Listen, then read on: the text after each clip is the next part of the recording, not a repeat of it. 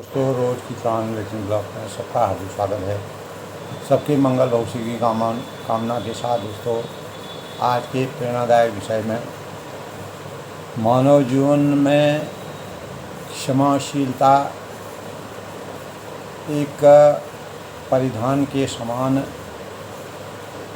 जीवन के स्वरूप को कैसे आकर्षण का केंद्र बनाता है।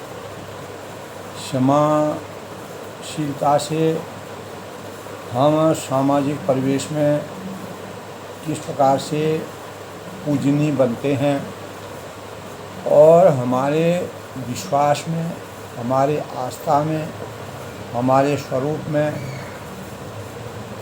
अपार परिवर्तन के भावनाओं का समावेश होता है। तो महान ऋषि मुनि, सुधीजन और जो जिनके अंतःकरण में क्षमाशीलता के भावों का समावेश रहता है, वह मानव को किस प्रकार से एक सुंदर मार्गदर्शन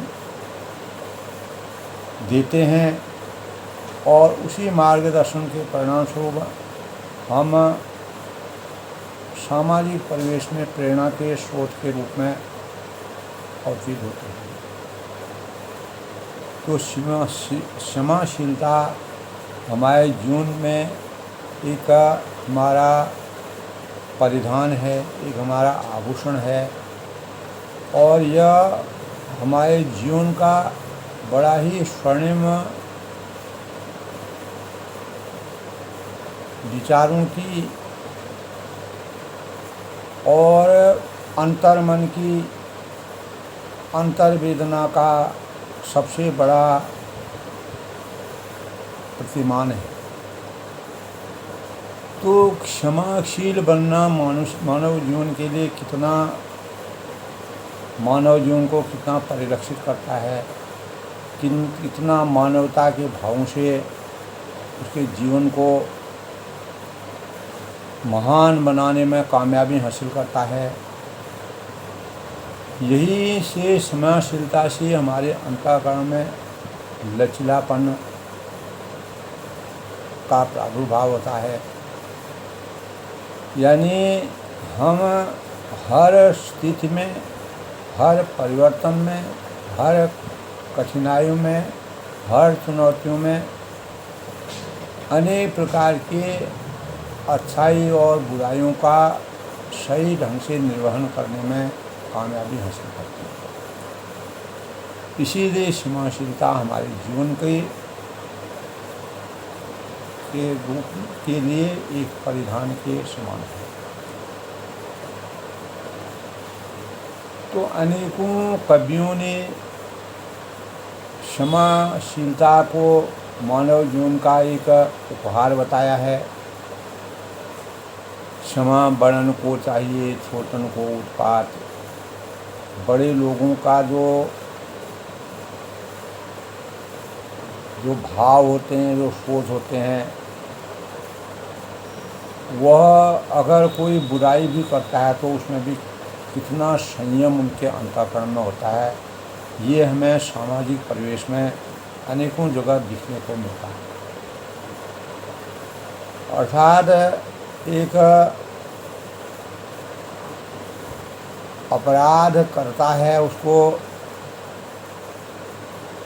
कैसे क्षमाशील बन के हम उसको सही मार्ग का अनुसरण करवाते हैं, यह क्षमाशीलता का सबसे बड़ा मानव चेतना की सबसे बड़ी सोच होती है और उसी के परिणाम से उसको सही मार्गदर्शन देना। महान कवि कबीरदास जी ने कहा है, क्षमा बड़न को चाहिए छोटन। रहीम दास ने कहा है कि क्षमा बड़न को चाहिए, छोटन को उत्पाद। का रहीम हरि को घटियो जो भगवान। यानी भृगु ने भगवान पर भृगु पर जो है जब लात मारी गई तो उसका कुछ भी नहीं बिगड़ा, क्योंकि उसकी सोच बड़ी अपार थी। तो बड़े लोगों में क्षमाशीलता का अपार वेदनाओं का संचार रहता है। तो इसीलिए कहा है क्षमा बड़न को चाहिए, छोटन को उत्पात। जो अज्ञानी होते हैं, जो ज्ञान रूपी, वास्तविक ज्ञान रूपी भावों से अपने चरित्र का निर्माण करते हैं, तो उनको किसी भी प्रकार के क्षमादान की आवश्यकता नहीं होती, और न वह उत्पाती को भी क्षमाशील बनाने में कामयाबी हासिल करता है। जिस प्रकार रहीमदास कहते हैं, भगवान का क्या बिगड़ा, जो भृगु मारी लात, अगर भृगु ने उन पर लात मारी तो उसका क्या परिणाम हुआ, लंबी कहानी है। तो इसी की प्रेरणा को लेकर के हम अपने जीवन में क्षमाशील बनने के भावों का कैसे संचार करें। तो इस पृथ्वी मंडल में दोस्तों क्षमाशील व्यक्तियों की कमी नहीं है, जिनकी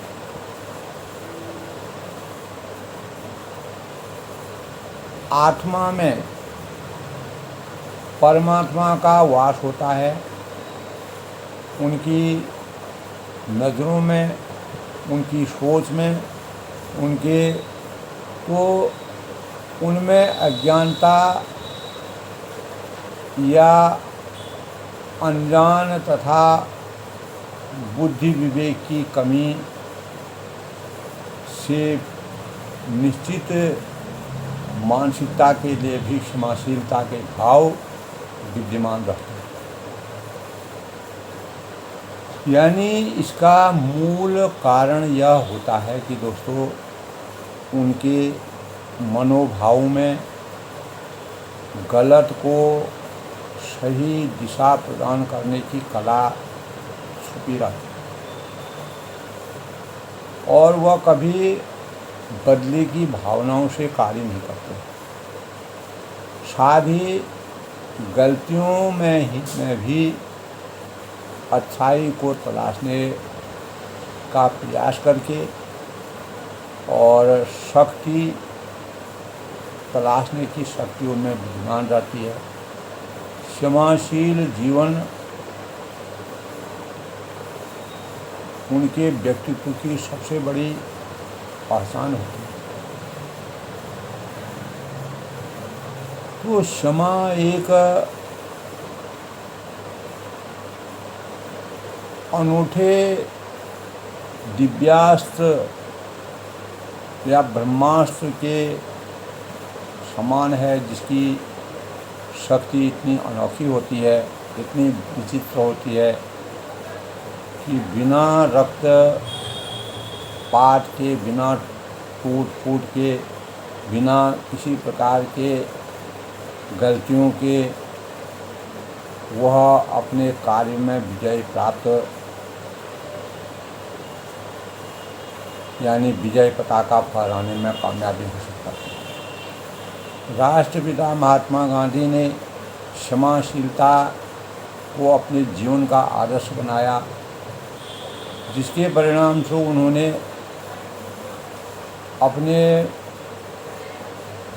अपने को अटलता के भावों से सुसज्जित करते हुए किसी प्रकार के भी क्रोध और बदले की भावनाओं का अनुसरण है। इसीलिए वह राष्ट्रपिता कहलाए। तो क्षमा एक अनूठे दिव्यास्त्र और ब्रह्मास्त्र के समान हमारे जीवन में कार्य करने की एक बहुत बड़ी कला है, जिसकी शक्ति इतनी अद्भुत होती है कि बिना यानी रक्तपात के, बिना किसी प्रकार के अवरोध के, बिना टूट फूट के, बिना किसी प्रकार के परिवर्तन के हम स्वतः ही विजय पताका फहराने में कामयाबी हासिल करते हैं। क्षमा याचना हमारे जीवन के लिए एक वरदान है।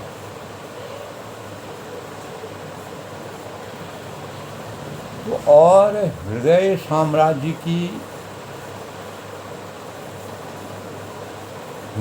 साम्राज्य को अधिकार में कर लेती है, अर्थात प्रत्येक हृदय के अंतःकरण में परिवर्तन करने के भाव क्षमाशीलता में होते हैं। क्षमा पुरुष वशिष्ठ जी ने इसी अस्त्र का प्रयोग करके, महान ऋषि वशिष्ठ जी ने इसी अस्त्र का प्रयोग करके अपने जीवन का मूल मंत्र माना। उन्होंने अपने प्राण हंता राजा विश्वरथ पर इसका अमोघ प्रयोग किया और राजा विश्वरथ जन जन के हितैषी, समस्त विश्व के मित्र विश्वामित्र बन गए। तो महर्षि वशिष्ठ की क्षमा ने उन्हें भी महर्षि बना दिया, अर्थात और तभी से वे जो है स्वयं भी क्षमा के जीवन के प्रतिमूर्त बने। तो इसीलिए दोस्तों, क्षमाशील व्यक्ति को अपने जीवन में एक असाधारण संतुष्टि की अनुभूति होती है, जिसे कर्म एवं व्यवहार में उतार कर उसको अपने जीवन में ला करके उसका हम अपने जीवन में अनुभव,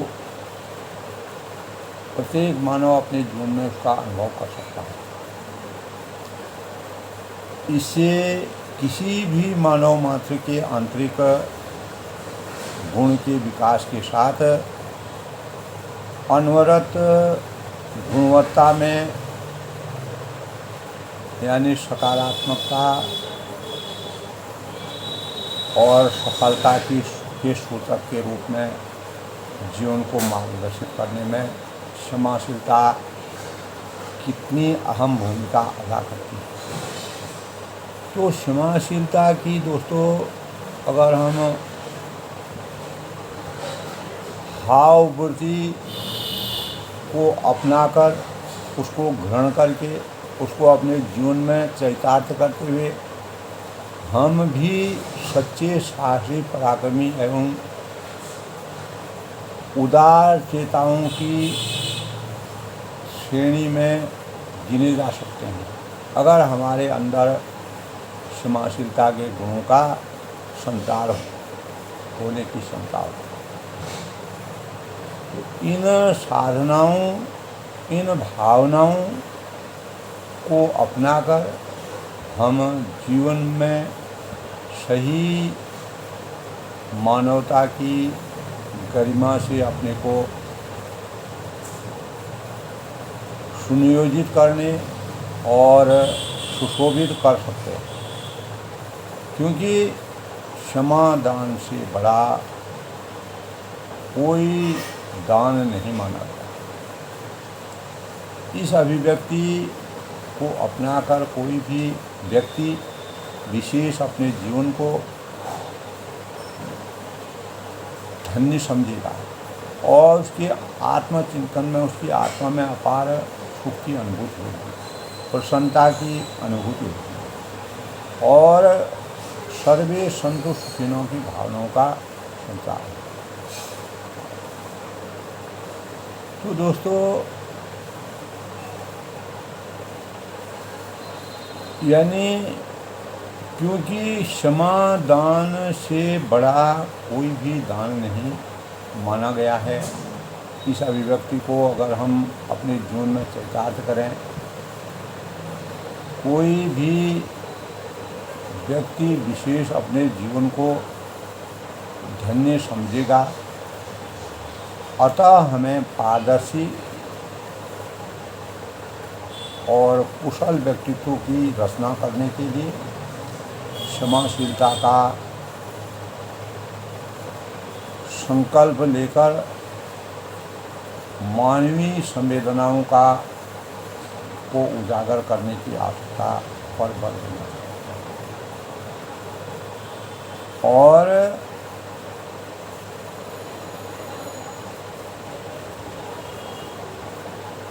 तभी दोस्तों हमारे जीवन की सार्थकता का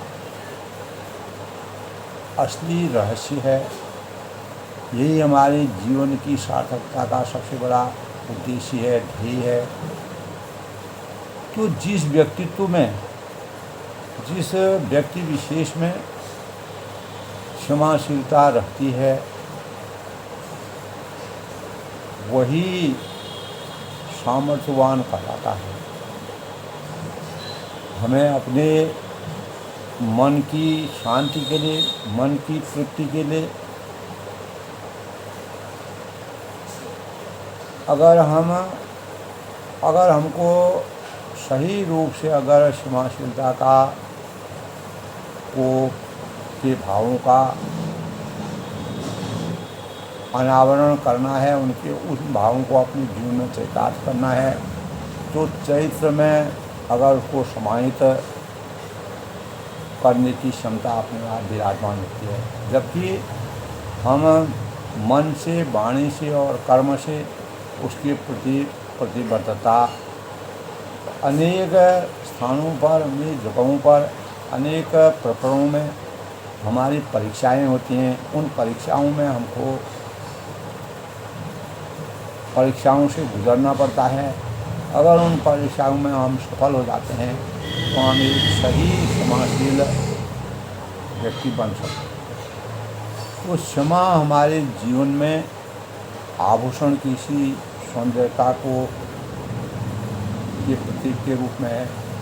क्षमाशील जीवन यापन करने के लिए हमें क्रोध, अहंकार, अहम, सदाचार, अहम को छोड़ करके सदाचार और सद्भावना की अभिव्यक्ति में से अभिभूत होकर जीवन की सार्थकता को सुचारू रूप से संगठित करके अपने व्यक्तित्व का निर्वहन करने की क्षमता अपने आप ही हमारे चरित्र में समाहित हो जाती है और हम इसी के परिणाम स्वरूप एक हमारे जीवन में अपने परिवार, अपने समाज, अपने देश और विश्व स्तर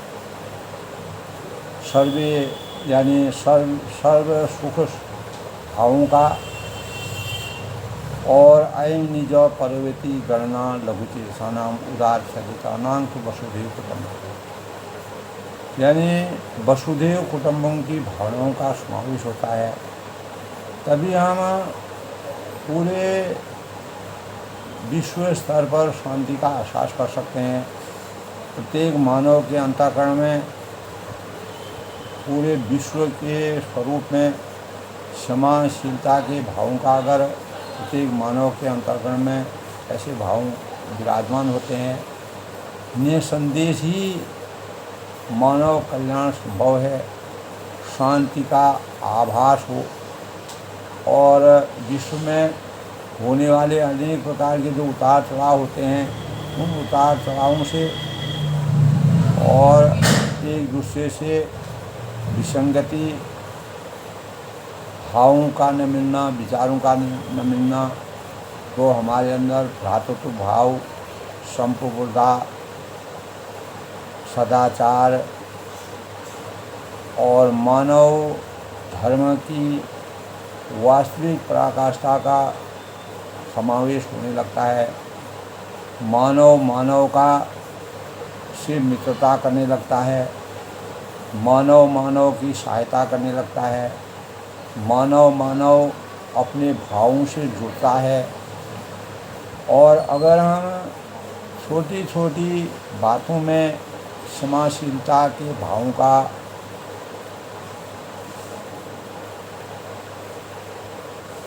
का प्रयोग करें, अपनी सोच को बदलें, अपने अंतःकरण को बदलें, तो हम समूचे विश्व के सामाजिक परिवेश को परिवर्तन करके प्रत्येक मानव के चरित्र में एक चरित्रवान मानवता के भावों का संचार कर सुखी जीवन यापन करके विश्व शांति के भावों का, विश्व शांति की वास्तविक पराकाष्ठा को प्राप्त कर सकते हैं। और आपसी सामंजस्य, आपसी सद्भाव, परस्पर मेल मिलाप से क्षमाशील बन करके हम एक दूसरे के विचारों का मंथन कर सकते हैं और एक दूसरे के उपकार की भावनाओं का प्रयोग करके अपने जीवन में व्यतीत करके एक सदाचारी मानव बन सकते हैं। इसलिए कहा है, क्षमा बड़न को चाहिए छोटन को बात, का रहीम हरि को घटियो जो भी तुम्हारी बात। किसी का कुछ नहीं घटता है। सोच में परिवर्तन करना, सोच में सुधार करना, यह मानव ही कर सकता है। और मानव ही मानव को सही रास्ता दिखा सकता है, मानव ही मानव का मित्र बन सकता है।